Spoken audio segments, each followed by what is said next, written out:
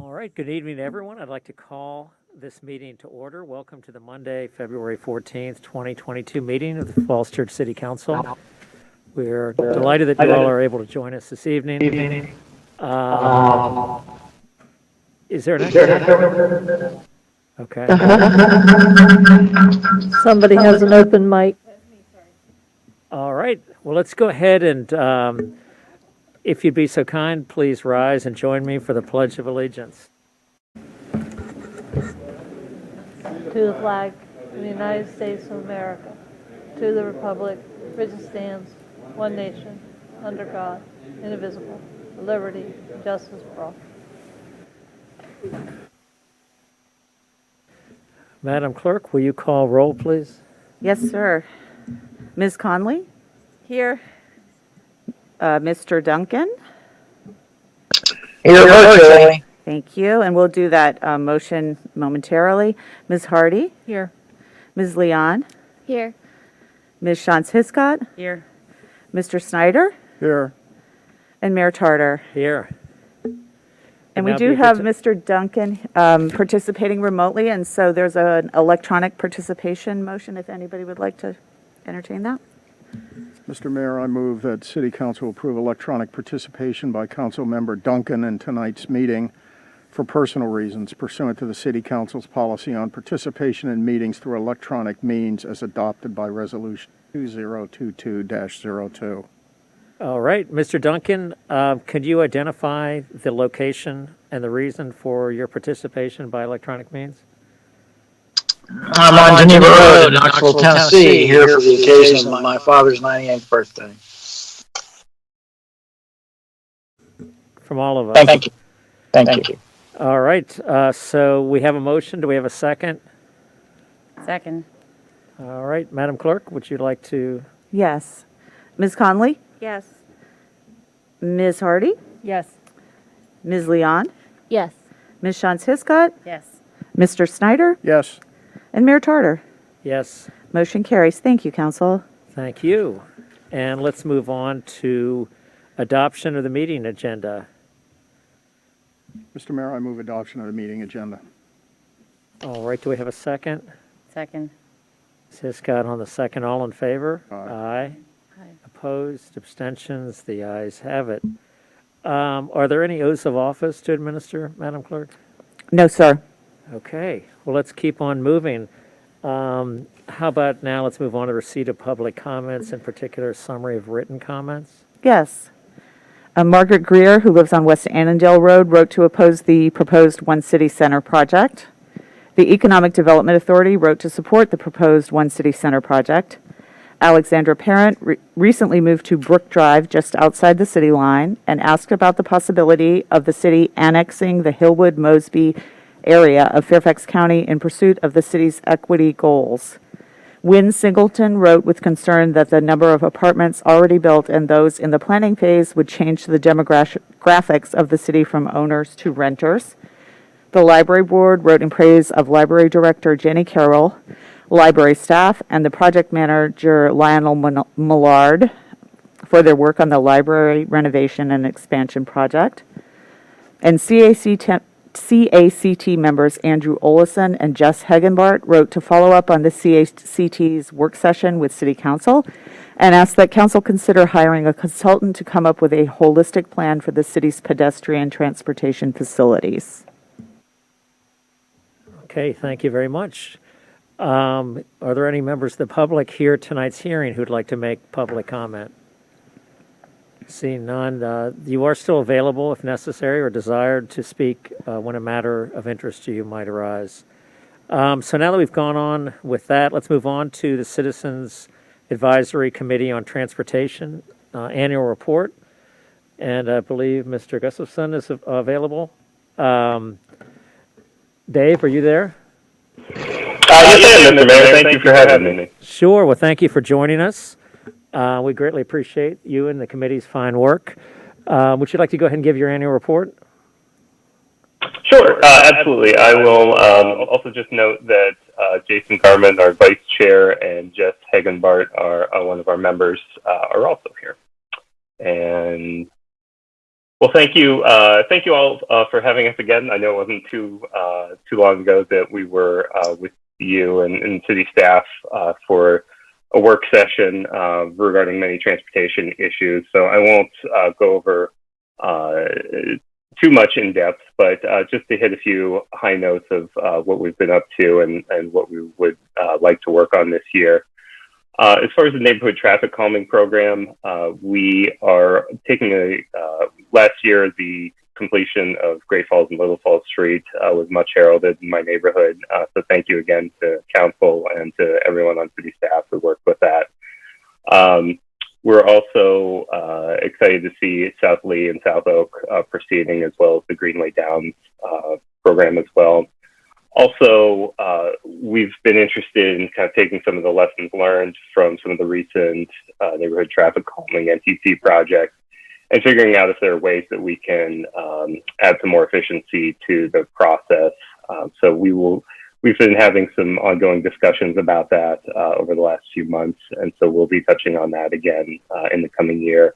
I know we're interested in seeing if there are ways that CACT can help sort of shorten the delivery time between projects being identified and funded and when they actually are constructed. And I know everyone wants to see that happen.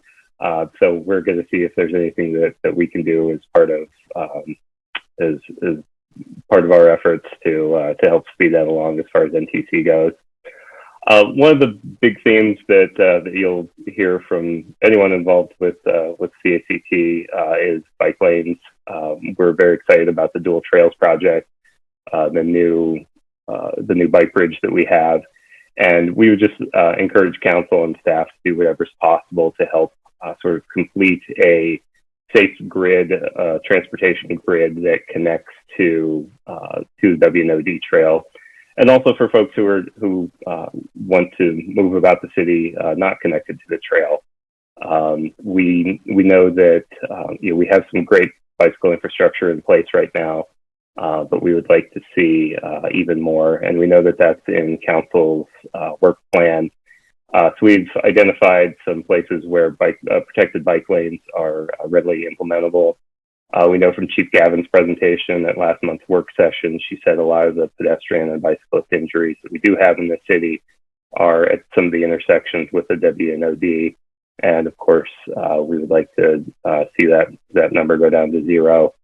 And so also, as part of that, I know looking through some of the Plan Commission documents, there was, I think the latest estimated ribbon cutting date for the trail crossings is 2025.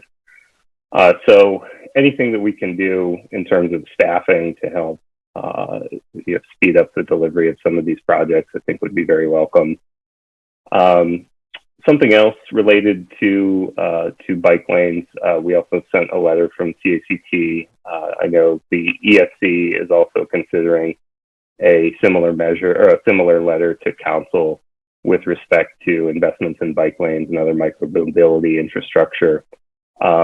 We took a look at the Vision 2040 document, and it was pretty amazing to see how every single one of the key values that were in that document were aligned with adding bike lanes, from public health to small town character to education. So we see it as a very cost-effective way of adding a lot more quality of life to our city. So further down, with respect to sidewalks, we also thank council for the ARPA funds that you allocated to sidewalks. We thank you. We're excited to see some more sidewalks in place, and so we're eager to work with you and with city staff to help identify other areas that might be good to add some sidewalks.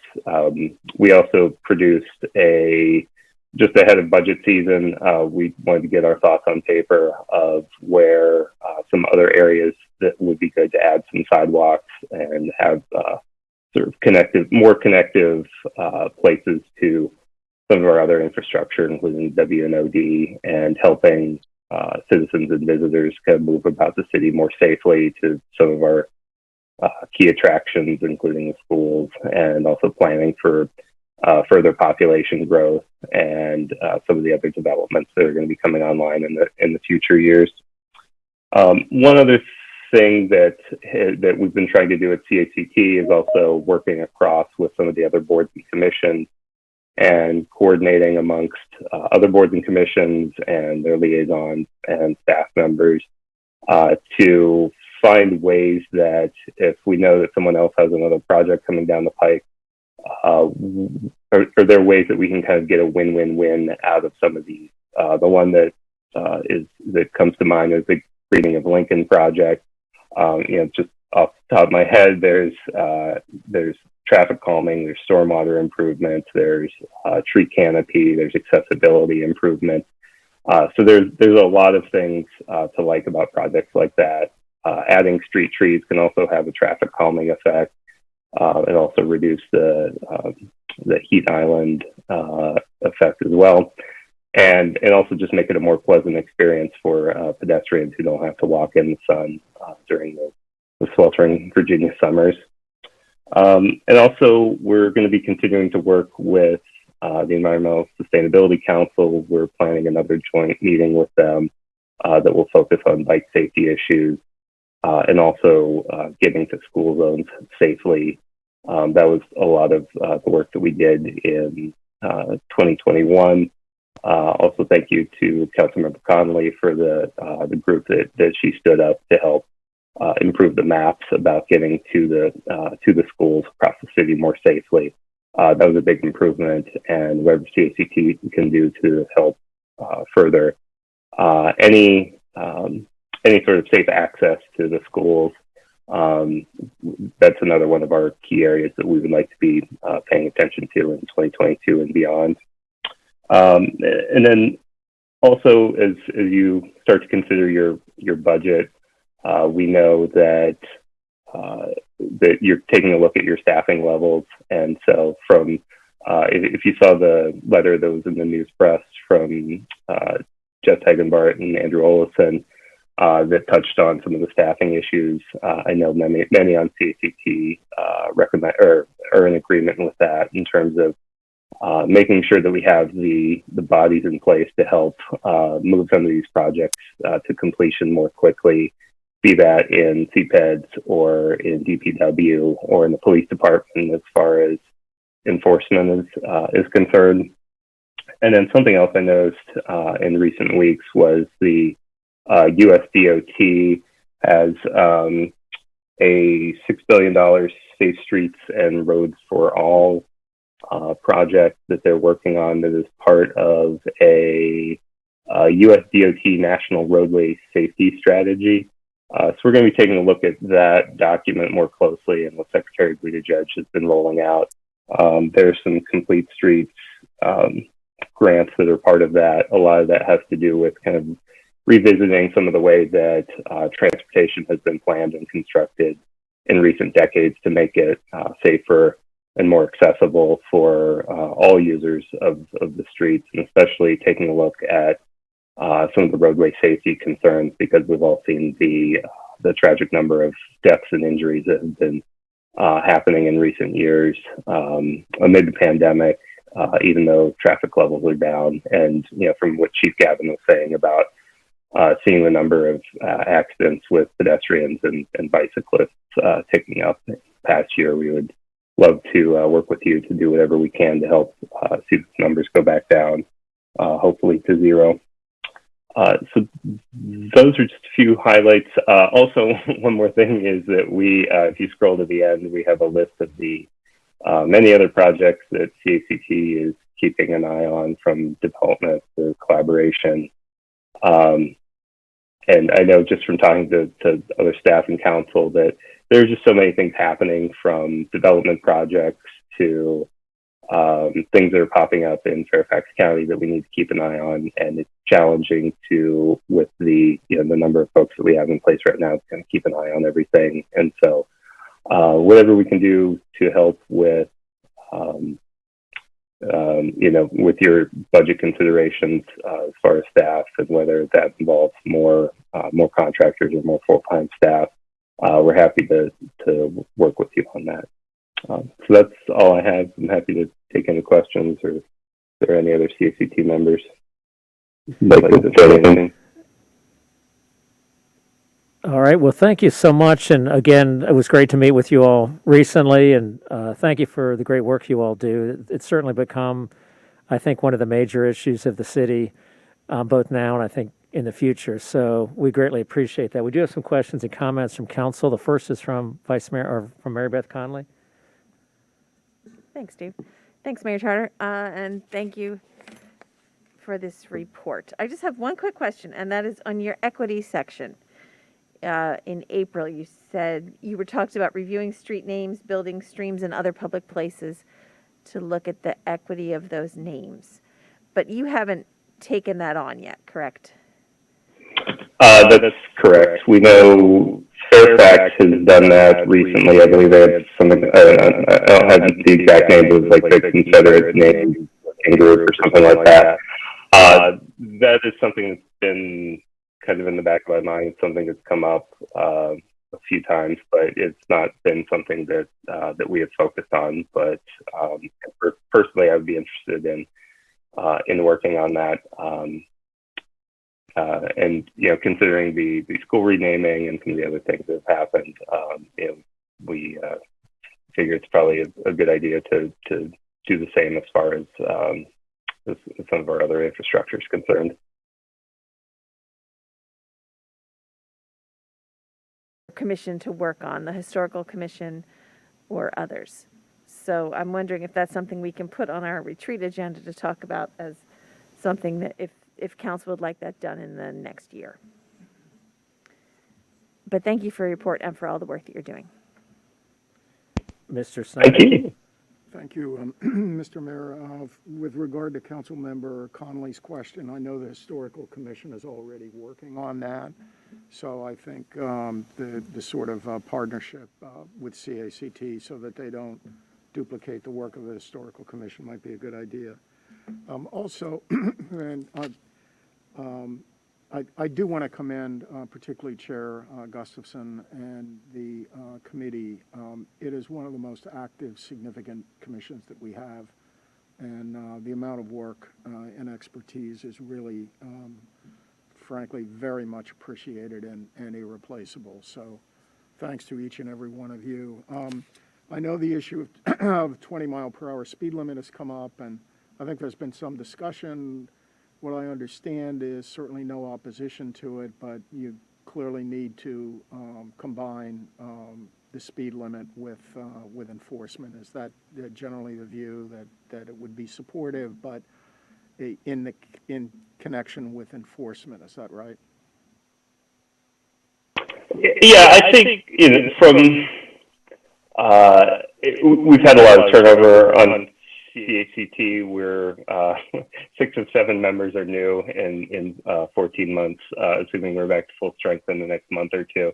So we do have a lot of energy. We've got a lot of expertise. We have some folks who work in the transportation realm. So we're very fortunate to have some renewed energy. And so I know in the past I've mentioned, I think in 2019, the past CACT had recommended that council focus on the design aspects of streets in terms of making it apparent to drivers that this was not a place for them to speed. I think as part of that, the more I've learned about the survivability of a crash at 25 miles an hour versus 20 miles an hour, I've come around on that fully. I think the 20 miles an hour would be a very good thing for us. I know there's a big jump in the fatality between 20 and 25, and with our increasing population around here, there's just more opportunities per hour per intersection for someone who's speeding to potentially injure someone, and we know that we've seen some unfortunate numbers in terms of speeding. there are a lot of other things that have been considered. I know we're generally supportive of the electronic enforcement, the cameras, speed cameras in school zones, finding ways to increase multi-mobility. Just the more people that are on the streets that are not in motor vehicles will generally make it clear to drivers that they need to move about the city more cautiously. But yeah, whatever we can do to help with council in terms of the 20 miles an hour speed limit, the school zones, scooters, anything, please let us know. We're happy to jump in wherever we can. Your colleagues would like to speak as well. I don't know, Jess, would you like to make a comment? Yes, thank you. Good evening, ladies and gentlemen. Thanks for your time and attention. I have two requests that I would ask council to consider discussing at the retreat. One is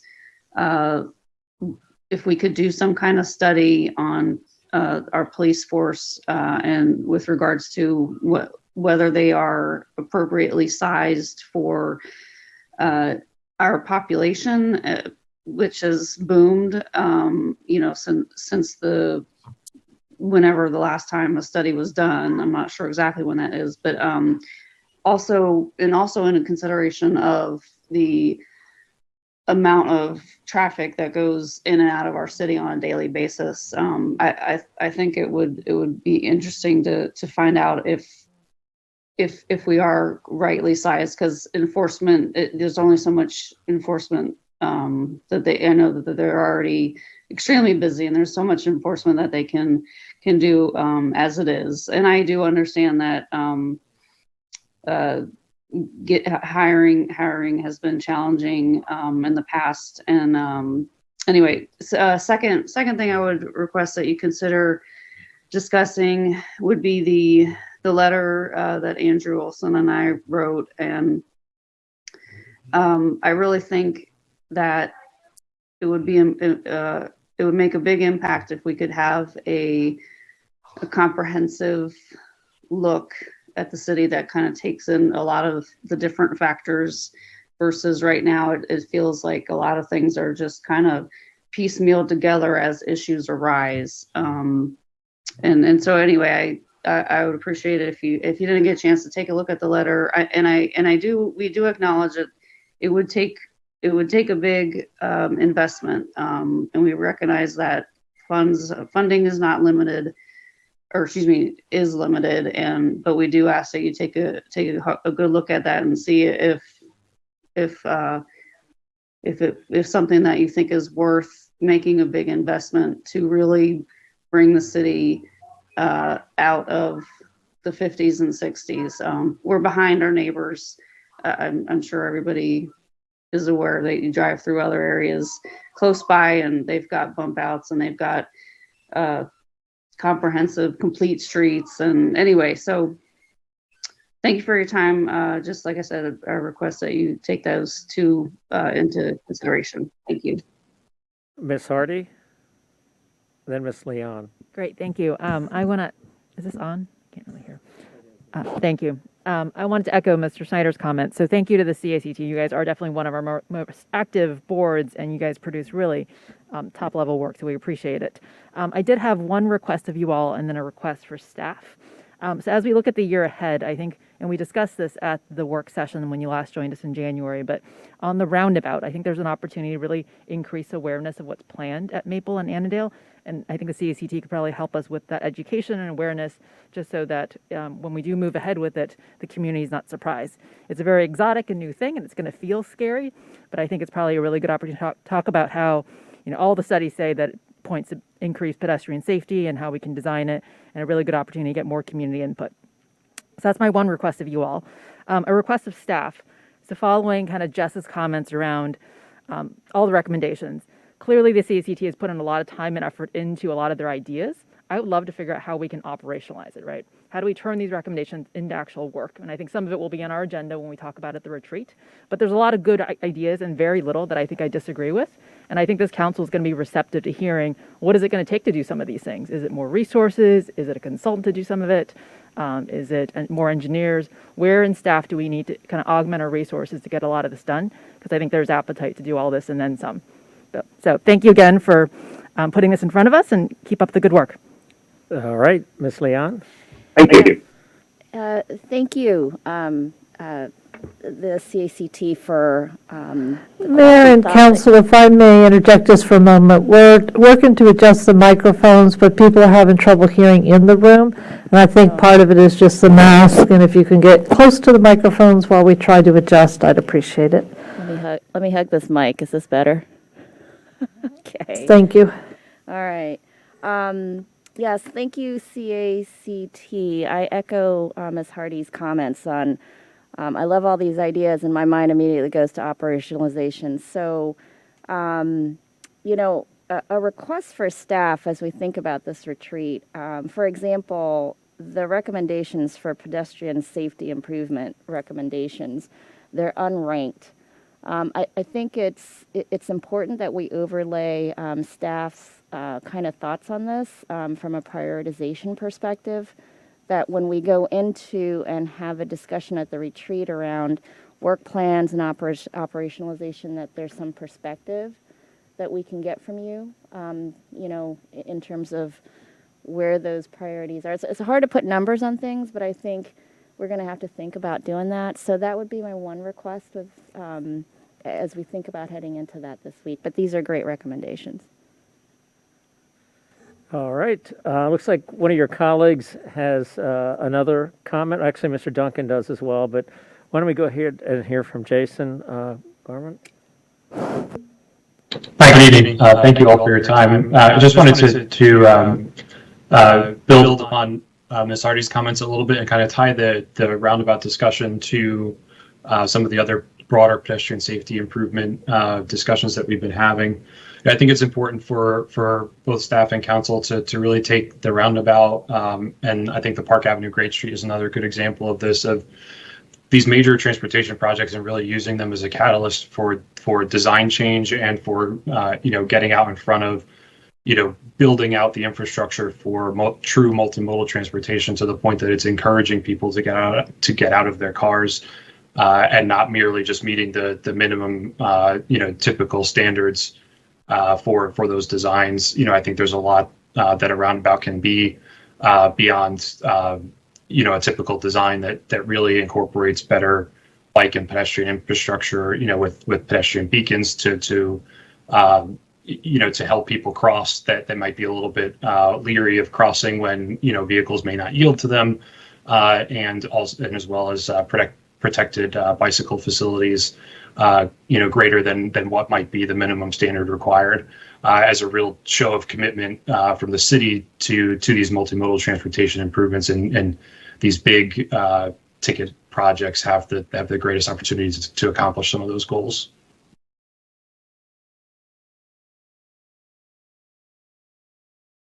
Thank you, Mr. Chair, CACT members. Thanks for all your work.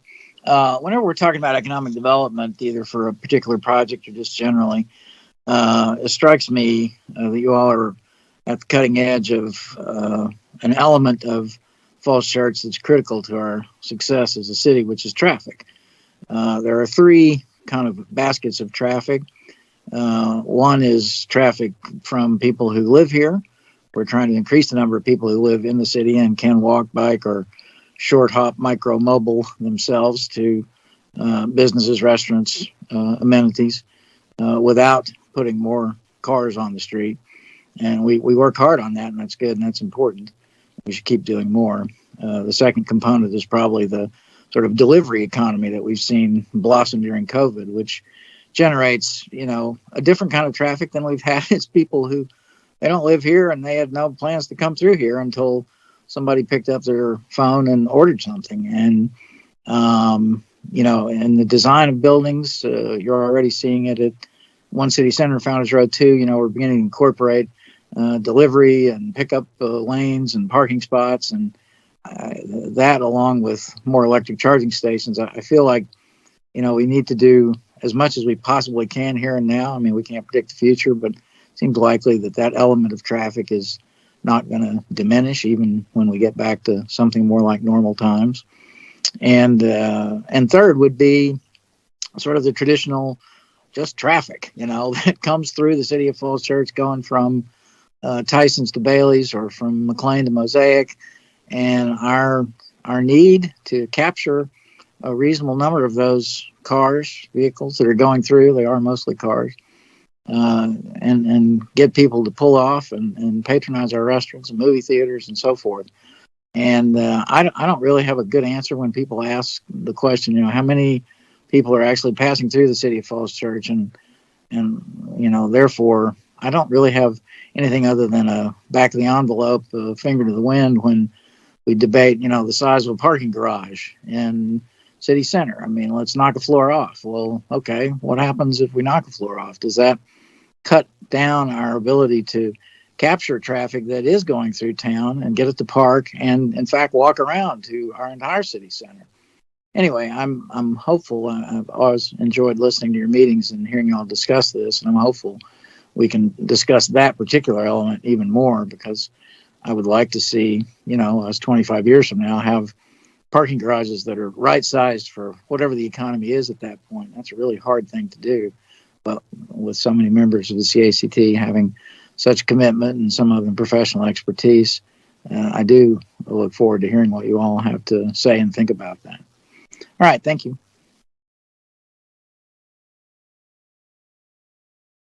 This word, I guess, will go to you, Dave. But thank you all for joining us. I'm going to go ahead and let you speak. Go ahead, Dave. Sure, I'll keep it brief, Mr. Mayor. Just wanted to respond to a few of the ideas and comments from council. With respect to Vice Mayor Hardy's note, we will get to work on communications regarding the roundabout. I know we had worked with staff and the contractor regarding that. We do have some hesitation about the design, but I know in general roundabouts are safer intersections for almost all users in all cases. Councilwoman Leon, with respect to how to rank some of our recommendations, that's something that we've been interested in, is if there's a way that CACT can help, if there's a sort of a workflow that would be ideal for some of the CACT recommendations for some projects, if we should feed those to planning or DPW or directly to council, and if we need to do that on a regular basis, we're happy to do that. And, just with the recommendations that we put forth, we just wanted to share some ideas that we had ahead of budget season while we were thinking of a lot of these pedestrian and bicyclist infrastructure projects. And one other thought is if anyone hasn't been to Old Town Alexandria lately, the city of Alexandria just recently shut down the 100 block of King Street to traffic and made a pedestrian mall. And it's quite charming. It's nice. You just see so many people out in the streets patronizing all the businesses, and it's quite lovely. And so when you're moving throughout the region, just take a look at some of the other ways that some of our neighboring jurisdictions have worked on some of these things. And we would like to kind of copy and paste some of the things that they've done. And one other thought for Vice Mayor Hardy regarding operationalizing some of the CACT ideas. We did, with respect to the council work plan, we did put together a set of recommendations for the sidewalk and accessibility improvement program that's similar to some of the traffic calming. So we're happy to work with you whenever you're ready to see if there's a way that we can help stand up something like that with respect to areas of the city that could be better serving to pedestrians and folks who have mobility issues. So we really appreciate you all taking the time. We appreciate how much that you've been prioritizing transportation safety issues recently, and we're eager to continue working with you all. Thank you. The fine work you all have done in the association and all the great time that you all put in and the wonderful ideas that have come forth from that. So we look forward to further collaboration. Thank you again for coming and spending time with us tonight, and we'll be spending, I'm sure, much more time together going forward. Thank you all. All right, let's move on now to council requests. Are there any council requests that anyone would like to make? Ms. Hardy? Thank you. Mr. Shields, I neglected to ask this in the scheduling meeting, but while we're on the schedule to do annual reports, when we have the library one come up, can we also do the library project closeout? I know we've discussed that as something good to do. Yes, and that is in process right now, and so we expect that report will be forthcoming soon. Other council requests? Ms. Hiscott? Yes, just a request for the CDA. I've had some questions about, just as soon as you know what the calendar of those events and this training would be, if you could just let us know, that'd be great. Thank you. And we are meeting behind the scenes very hard on the CDA and the documentation for the bond issuance that will be coming up later, probably in May, after closing on the ground lease. And I'll just go ahead and announce it now that we are looking for an early March meeting of the CDA, and tentatively March 2nd, but we need to send out emails and confirm if that date will work for the CDA board members. So more to come on that. Thank you. All right, any other council requests?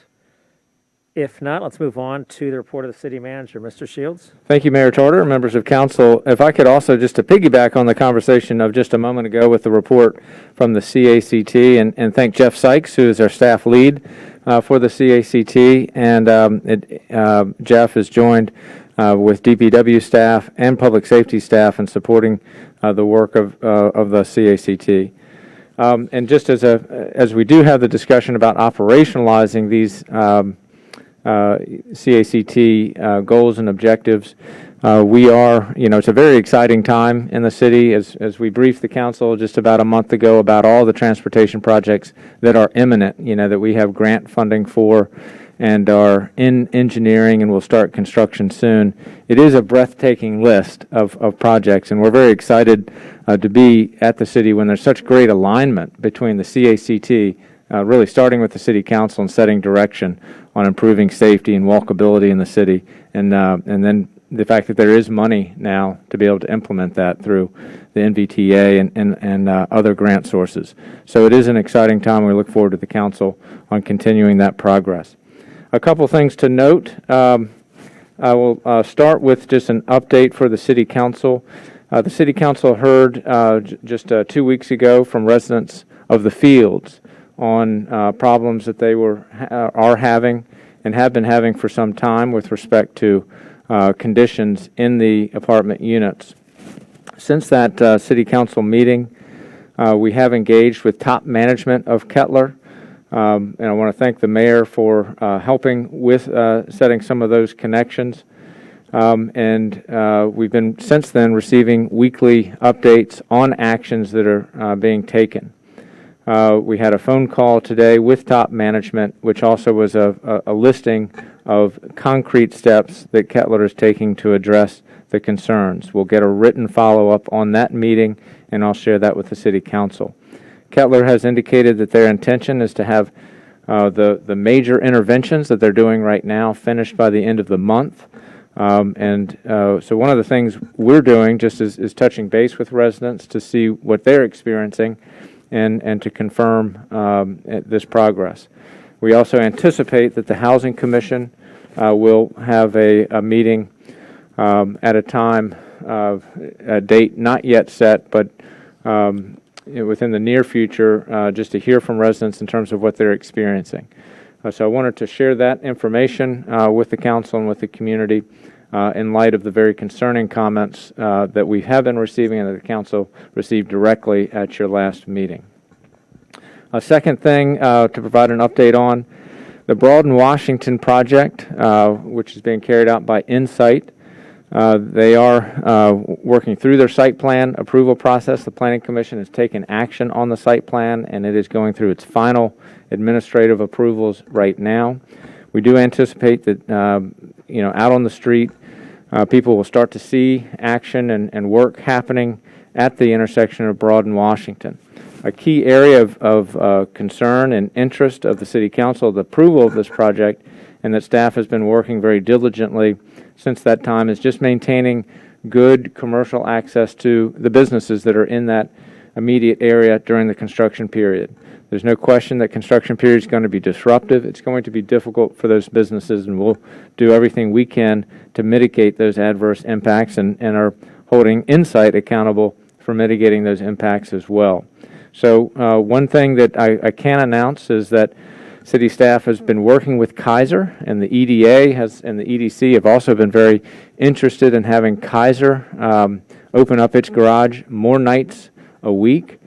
Becky Witzman, our Economic Development Director, reports that Kaiser is agreeing now to open up the garage to all the nights of the week with certain hours and certain conditions. And so we're working through those. And we're very grateful to Kaiser for opening up their garage for that purpose. I think that will be very helpful for the surrounding businesses. Secondly, we're working with Insight. When they close off access off of Broad Street, they have submitted to the city a temporary signal plan whereby there could be signalized and protected left turns into Park Place. We're reviewing that now, so more to come on whether that will be a workable solution. So just wanted to provide that update on progress at Broaden, Washington. DPW operations, you may have seen them. They're out, have been for the last 2 weeks once the leaf piles thawed, and they are working very hard to get the leaves up. And we anticipate that all of the streets will have been touched or the leaves will be removed from all streets probably within the next 2 weeks, depending on how weather cooperates. But appreciate the work of our DPW crews. We're also making progress in hiring and recruitment in DPW, and so we're looking forward to seeing the results of that. Lastly, I'll just share with the council that we are working internally on the budget process. We will present the budget to the City Council, of course, on March 28th. Right now, we're in the process of reviewing the departmental budgets that have been submitted. In the first week of March, we'll be reviewing the council retreat report and sort of folding that into our final budget recommendations that we'll present on March 28th. We also are planning, as we did last year, to have departmental budget videos that will help the council access information about what are the key trends, what are the key issues that we're trying to address in our budgets department by department. And that way we can use our meeting time together for discussion, questions, responses, strategic, working through strategic issues as opposed to going through the details. We're also working on, for the community, a CIP overview video, which hopefully will be very helpful in telling the story of the CIP. That's where so much of the important things, like we've discussed earlier tonight, but other things that are so visible to the community and having greater visibility for the community about the things that we're trying to accomplish with the CIP, and then also a budget overview video that will, in a concise way, provide an overview. We're working through scheduling our town hall meetings, and I'll send an email to council just on dates for those, along with the other typical public hearings. That's all I have to report tonight. Happy to answer any questions. All right, any questions for Mr. Shields? Okay, let's move on to business on the agenda. Madam Clerk? Yes, our first item is TR 22-09, resolution to approve an agreement with Virginia Housing for $3,750,000 grant to preserve and increase affordable housing, approve a cooperative agreement with NHP Foundation, authorize the city manager to execute the agreements on behalf of the city, and approve an affordable housing fund match recommendation of $400,000. All right, thank you very much. Mr. Shields, staff report, and we do have one public speaker we'll call upon in just a moment. Well, thank you, Mayor, and I'll turn this over to Dana Lewis, our Housing and Human Services Director. And before I turn it over to her, I will just also note that she's been busy. Our HHS staff is a small but mighty group, and we have a housing specialist who works our ADU program as a sort of client-focused position. That position we've made a job offer and expect to have our new employee join us very soon. And then the development specialist that will help us on really high-level policy work like this. We're in final interviews, and hopefully we'll have good news on a successful recruitment there soon. But in the meantime, it's been Dana and Cindy principally working these issues with a lot of attention and with the help and assistance of the Housing Commission that's been reviewing them as well. Ms. Lewis. Hello, everyone. Good evening. So we discussed this in great detail, but this resolution is to authorize the city manager to execute an agreement with Virginia Housing for the receipt of Amazon Reach Virginia Year 2 grant funds in the amount of $3.75 million. That's the first thing we're asking you to do. The second thing is to authorize the city manager to execute an agreement with the NHP Foundation, FCHC, Virginia Community Development Corporation. This agreement is a renewal of the Cooperative Agreement that has been in place since 2006 and expired in 2013. The third thing we're asking is to approve the Housing Fund Committee Housing Commission recommendation for $400,000 of Affordable Housing Fund match for this grant. They did meet last week and they made that request. And then the Housing Commission also met and is in agreement with their request. So the purpose of this grant will be to promote affordable home ownership in the city and also to provide an extension of the covenant term for the teacher workforce units at the Reed building in the city. And so this agreement basically is, we have the agreement from Virginia Housing and we need to approve it so that we can go ahead and get those funds so that we can begin the work on this grant. So the cooperative agreement is an agreement between the city and FCHC. Let's see, gosh, it's such a long name. Let me read it again so I can make sure. So NHP Foundation, FCHC, Virginia Community Development Corporation, and that agreement has been in place for some time. FCHC is the owner of Winter Hill, and so this agreement covers a number of things that the city has in partnership with them. It also now includes the opportunity for them to do home ownership. And so we did make a small change this evening to the resolution, and that change is basically just language that allows the city to have more flexibility and greater protections for the city. And so if you look at, I don't know if we want to pull that up so they can see what that change is. Okay. Excellent. So this is the cooperative agreement. And so if you look on the screen, that first line in blue is the change that we have made. I think it's a good change. And so the first line says on terms reasonably acceptable to FCHC CDC, sorry, that long name, and as approved by the city through a written agreement. That we will enter into partnerships with qualified developers and other entities to maximize the FCHC CDC's ability to provide permanently affordable housing. Council members suggested that we should have some other language, and the city attorney was in agreement, and this is the language that we came up with. On item number 4, it says, at the request of the city and pursuant to and in accordance with the specific agreement with the city related to particular properties to undertake the management and or operation of affordable housing properties within the city. we are recommending that this replace the following line that says, at the request of the city, acting as the city's housing agent to own and manage affordable housing properties on terms to be later negotiated by and between the parties. So we have forwarded this language to NHP, and so we are awaiting for their feedback on that, but that is something that, it's not a big substantial change, so hopefully it should not be that much of an issue, but so we have forwarded that language to them. So that's where we are with the Amazon 2 reach agreement with all three of those items. Are there any questions? I'm going to go ahead and take that now. Jean Gresco, please come forward and speak, and then we'll move on to council comments and questions.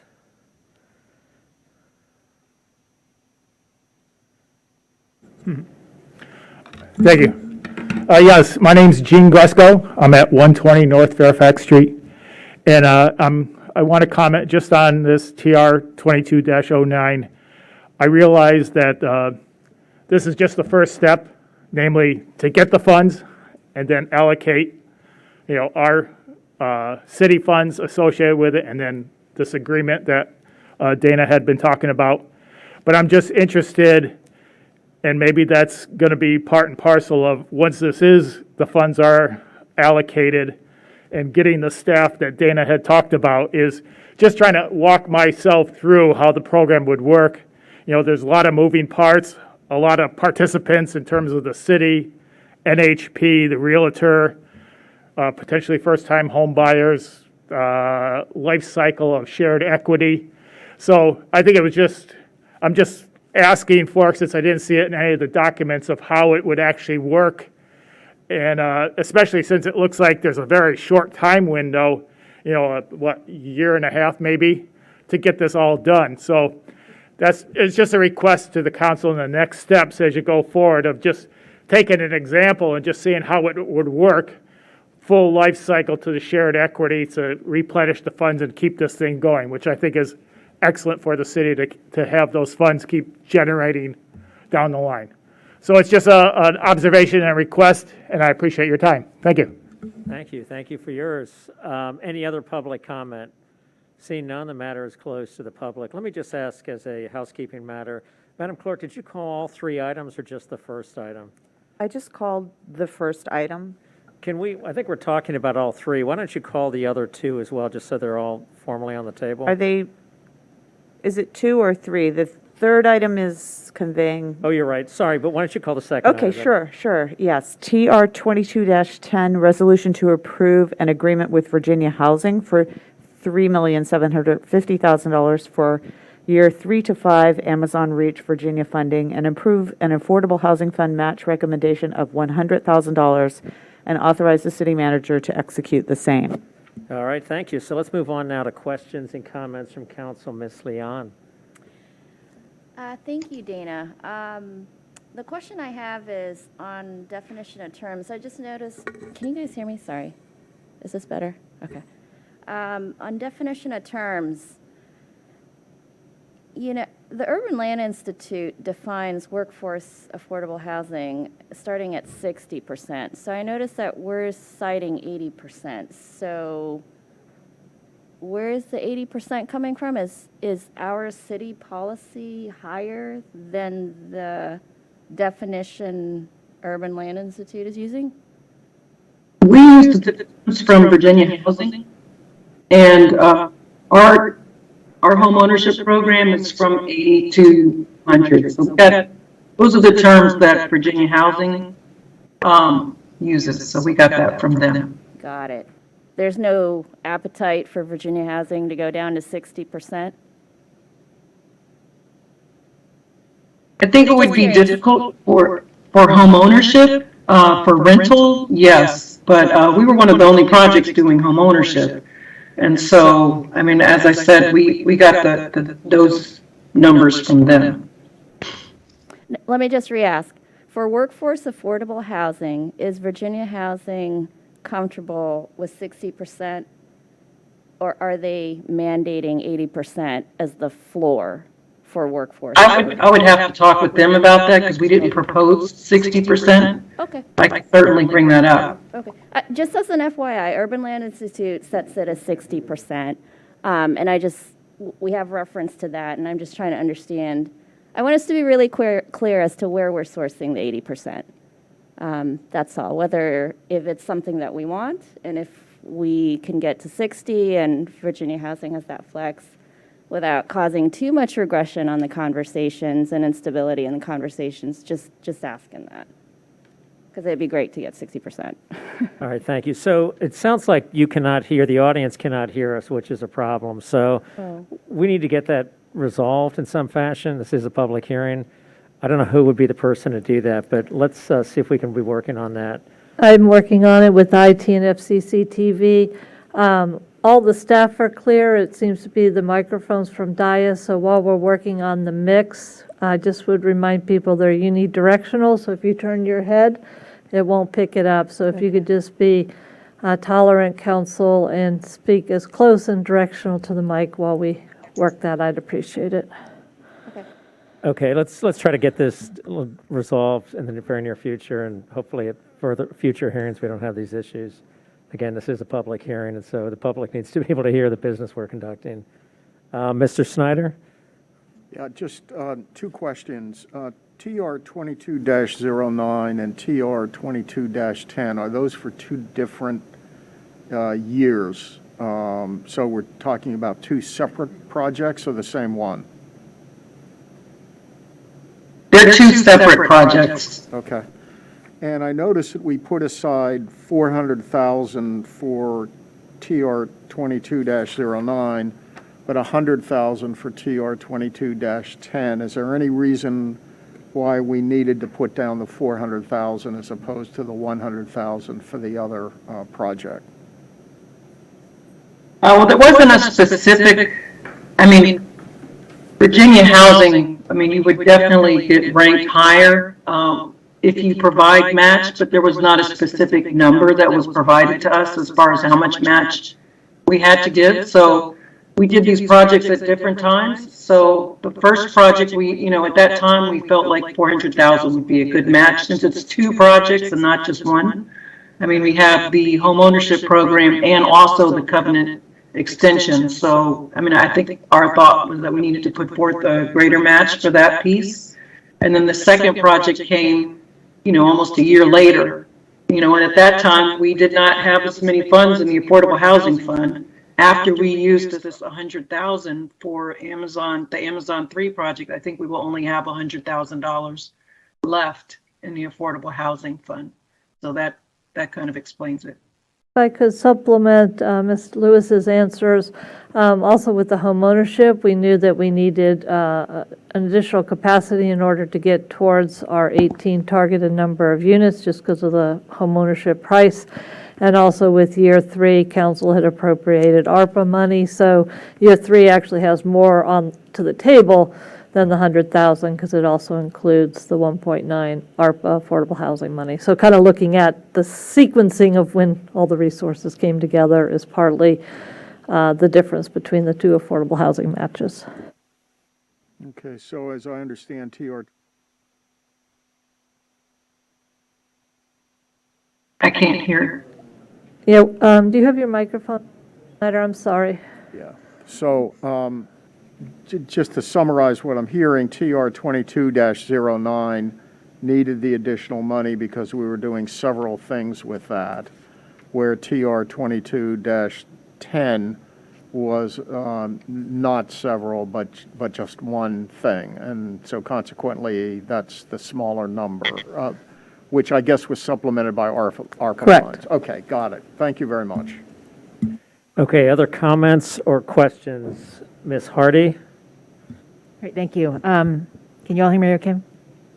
Yes. Okay, thanks. So thank you for Dana and Wyatt and Cindy for the offline discussion on this. I am comfortable with it where it stands now and appreciate pulling off the developer agreement with NHP off critical path so that has more time to incubate and work on it.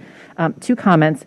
One, I think several of us at work session had commented about the 12% fees, and staff had clarified for me that at least as it's spelled out with Virginia Housing, that is listed as the max.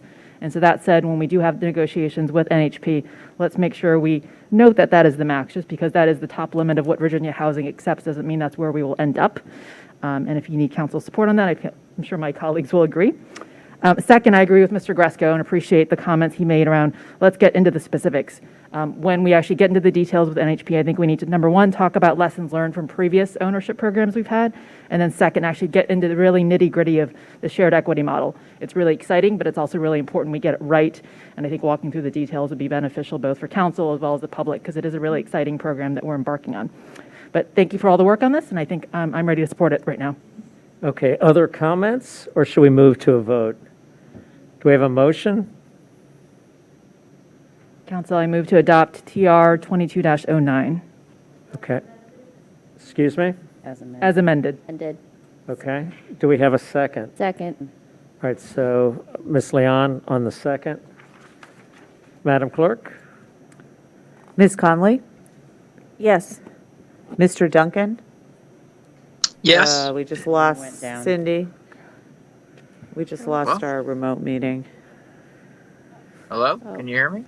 All right, why don't we take a 5-minute recess and let's get our act together here on the technology if we can.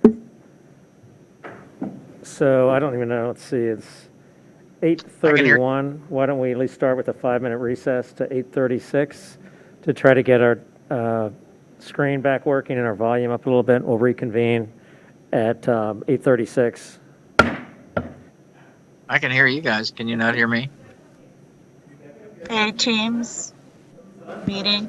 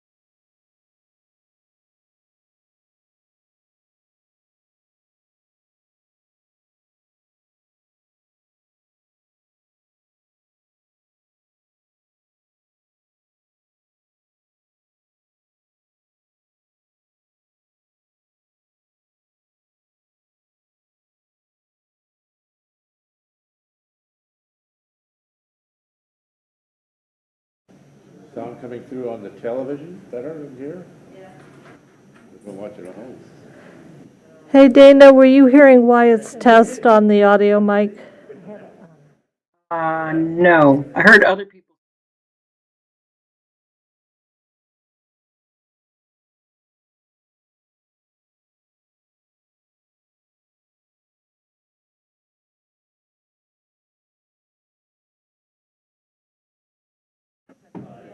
Thank you.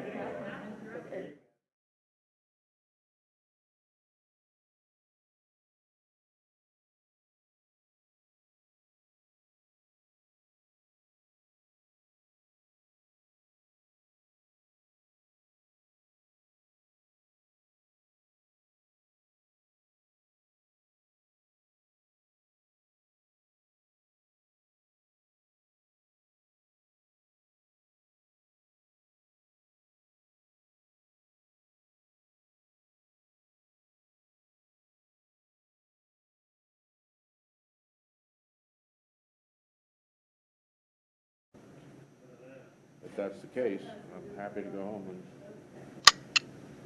toggle between episodes of something like that. Yeah.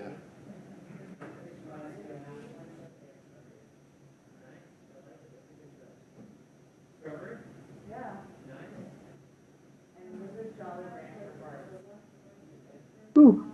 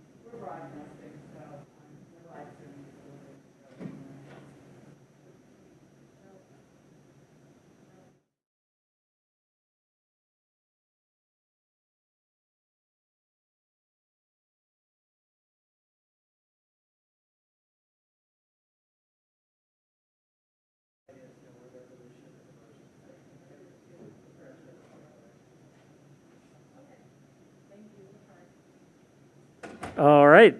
I think we've solved our technical difficulties. We're back from recess. Thank you for your indulgence. I'm going to have the clerk remind us where we were, which I think is a motion and a second on the table, but I'm going to go ahead and let her tell us. Mike? Yes, we have a motion to adopt TR 22-09 as amended by Ms. Hardy, seconded by Ms. Leon. And I'll start the roll call over just so in case we miss something. All right. So we're going to start with Ms. Conley. Yes. Mr. Duncan. Yes. Ms. Hardy. Yes. Ms. Leon. Yes. Ms. Shantz Hiscott. Yes. Mr. Snyder. Yes. And Mayor Tarter. Yes. Motion carries 7-0, and we're on to TR 22-10. All right. Do we have a motion regarding that item? I move to adopt TR 22-10, resolution to approve an agreement with Virginia Housing. Do we have a second? Second. Mr. Snyder on the second. Madam Clerk? Ms. Conley.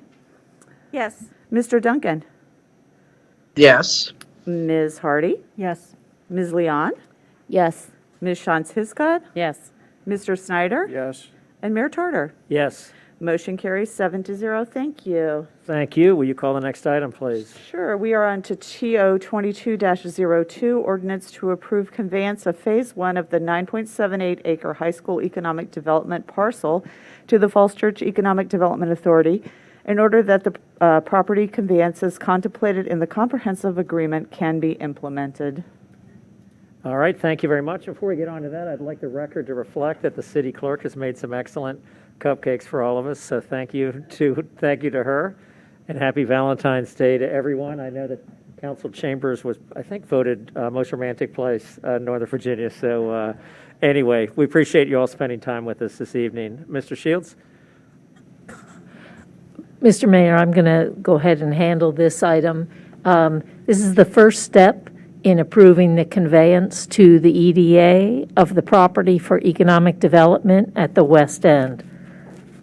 This is how it's always been anticipated that we would undertake the agreement with the developer to do the development on the site. The city itself is not permitted under the Virginia Constitution to lease property for the length of time necessary to enable the developer to finance their development.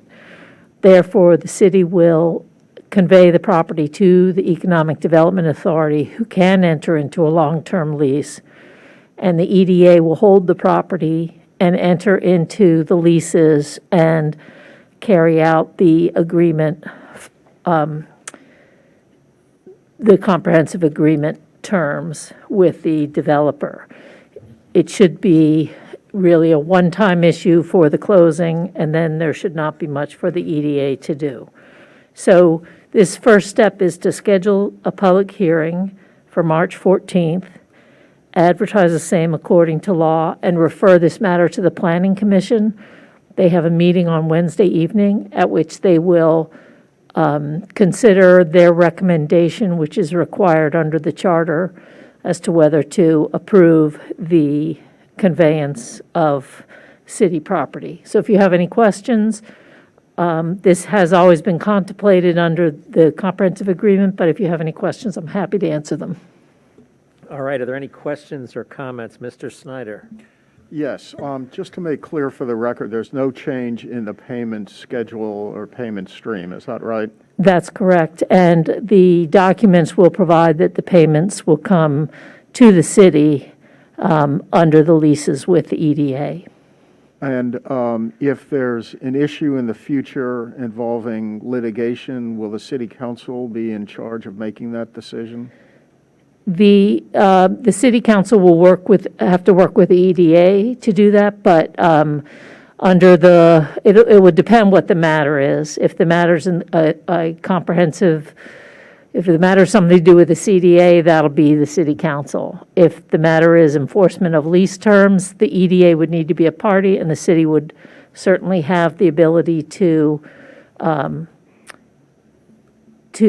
participate in that. And we are preparing an MOU between the EDA and the city, and we can work on ensuring that if there is some litigation related to the comprehensive agreement and its terms, then the city could take over and have a say in that litigation. So we could work on that if that's desired.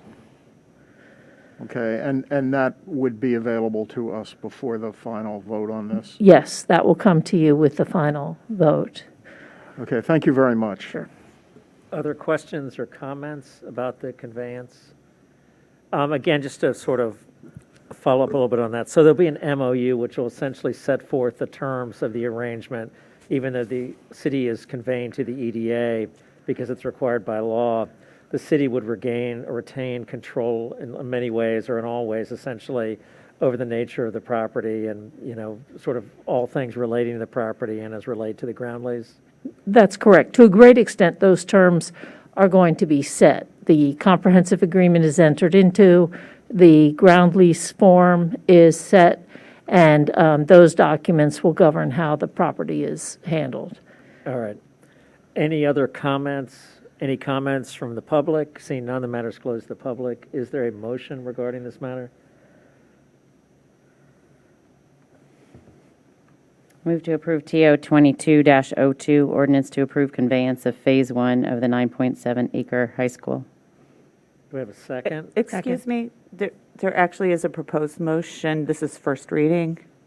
Oh, say it again. There's a proposed motion for first reading. We're not on to adoption. Okay, Right, so it's the motion below will be the title. in the staff report. So it sounds like it might vary just a bit from. I can't see. Yep. Can you slide? Move to grant first reading to TO 22-02 and refer to the Planning Commission for recommendation. Schedule a public hearing and second reading for March 14th, 2022, and advertise the same according to law. Okay. Do we have a second? Second. Ms. Hardy on the second. Madam Clerk? Ms. Conley, Yes. Mr. Duncan, Yes. Ms. Hardy, Yes. Ms. Leon, Yes. Ms. Shantz Hiscott, Yes. Mr. Snyder, Yes. and Mayor Tarter. Yes. Motion carries 7-0. Thank you. All right, let's move on to the consent agenda. Is there anything anyone would like to remove from the consent agenda? It's not a removal, but I have a question. Go ahead.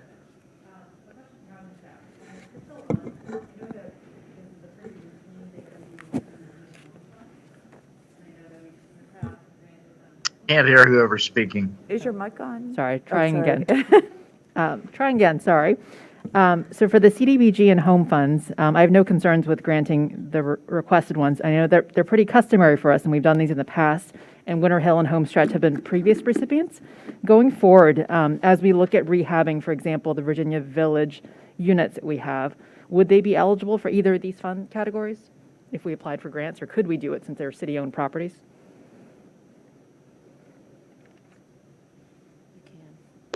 Would you like me to answer that? Yes, I'd like to Yes, defer to Ms. Lewis for that. Okay.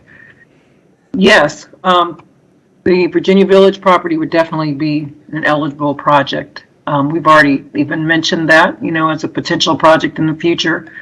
And also, all of our former grantees are eligible to apply to all Fairfax County grant programs.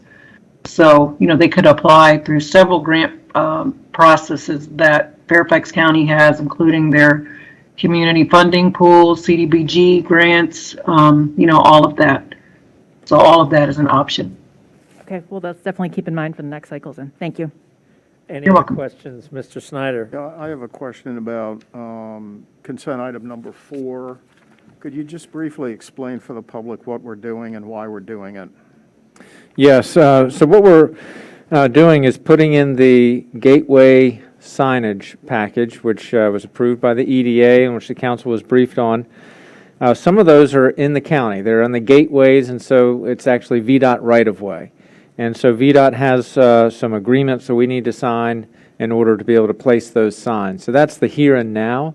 But in the future, this would also authorize the city manager to do similar things. If we need to have a use of VDOT right-of-way, this would allow the city manager to enter into agreements with VDOT for that purpose. Thank you. All right, unless there are any other questions, do we have a motion regarding the consent agenda? May I remove the consent agenda? Okay, do we have a second? Second. And a second, Ms. Leon on the second. Madam Clerk? Ms. Conley? What's that? I'm sorry. Yes. Thank you. Mr. Duncan? Yes. Ms. Hardy? Yes. Ms. Leon? Yes. Ms. Shantz Hiscott? Yes. Mr. Snyder? Mayor Tarter? Yes. Motion carries 7-0. Thank you. Thank you. And remember, we do have a closed session this evening. Is there any business not on the agenda that anyone would like to bring up? Any standing regional committees, council liaison reports? Council member comments that haven't been made previously? We have minutes of 2 previous meetings. Mr. Duncan, any thoughts? I told the clerk I would have to give my thoughts to her when I get back in town. All right. Does anyone, Ms. Conley? I'll just move to approve the minutes, but reading the November 19th, 2019 minutes was like a time capsule. So if you haven't had a chance to review it, It was interesting, right? a whole other world. We did a survey of what we may have missed bringing to you all and all the pandemic stuff, and that one was sitting out there from 2019. So yes, it was very interesting to read. It really was, yeah. We So spent a lot of time on scooter policy and sidewalks, and would they be on the sidewalks or the street? A lot of time. So we have a motion regarding the November 2019 minutes. Do we have a second with respect to those minutes?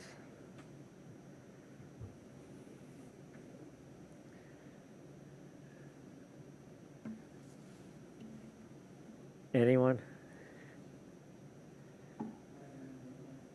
Okay. So we only have a couple people who are on council here. Anyone want to jump in? Phil, are you opposed to us approving these without your eagle-eyed review?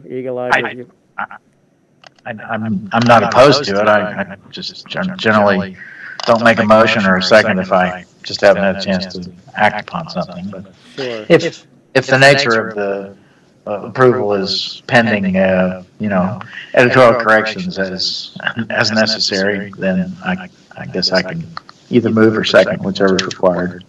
Ms. Conley, would you be agreeable to that? Yes, it could be Amendment. pending typographical editing. Okay, so we have that motion. Mr. Duncan? Okay, I'll second. All right, all in favor? Aye. Opposed? Abstentions? The ayes have it. That was to the November 19, 2019 minutes. We also have minutes of January 10th, 2022. Would anyone like to make a motion regarding those minutes? Oh, I thought. Oh, for both. Okay, I'm sorry. I recall you just speaking as to the one. Do you want to clarify that was? Yes, my motion was to approve both sets of minutes pending typographical edits. Mr. Duncan, are you agreeable to that? Yes. Okay, so this will be for both minutes. Let's Thank go ahead you. and just do it again, just for formality. Madam Clerk? Do you want to just do a voice? Just do a roll call again. on Okay, both of them. okay. Ms. Conley? Yes. Mr. Duncan? Yes. Ms. Hardy? Yes. Ms. Leon? Yes. Ms. Shantz Hiscott? Yes. Mr. Snyder? Yes. And Mayor Tarter. Yes. Thank you very much. Thank you. And let's go ahead and do a motion going into closed session, and then we'll figure out how to bring the cameras down and go into closed session and come back out of closed session. There's no more business, I think, that'll be had after we come back in after returning from closed session. Upon a motion made by Councilmember Hiscott. and seconded by Councilmember Snyder. And passed by a vote of City Council, council went into closed session pursuant to Virginia Code Section 2.2-3711A8 for a consultation with legal counsel employed or retained by a public body regarding specific legal matters requiring the provision of legal advice by such counsel. Legal advice regarding a request for funding assistance to acquire property in the city. Councilmember Connolly? Yes. Duncan? Yes. Hardy? Yes. Leon? Yes. Hiscott? Yes. Snyder? Yes. Tarter? Yep. The time is 8:55, 56. And so we'll go ahead and bring the cameras down, and we'll be coming out of closed session as soon as we're able. And I don't expect any further substantive business after we come back in for members of the public. So we're now in closed session.